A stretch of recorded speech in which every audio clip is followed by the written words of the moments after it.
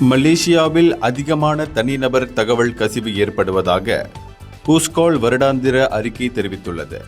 2024ஆம் ஆண்டு ஆசிய சந்தையில் அதிகமான தனிநபர் தகவல் கசிந்திருக்கும் நாடுகளின் மத்தியில் மலேசியா முக்கிய இடத்தை வகிக்கிறது.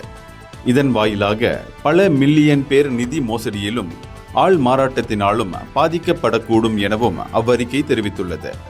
ஹூஸ்கால் ஐடி பாதுகாப்பு கட்டமைப்பின் வாயிலாக தங்களின் தகவல்களை சோதனையிட்ட 72.5% மலேசியர்கள் தகவல் திருடப்பட்டுள்ளதை அறிந்துள்ளனர்.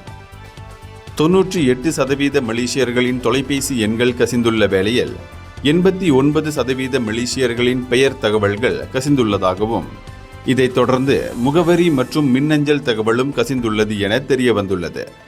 இந்த தகவல் கசிவு பெருமளவு மோசடிகளை அதிகரிக்க செய்யும் என கோகோ லுக்கின் பிசினஸ் டெவலப்மெண்ட் இயக்குனர் தெரிவித்துள்ளார். இந்தியர்களின் இதய குரல் மக்களோசை.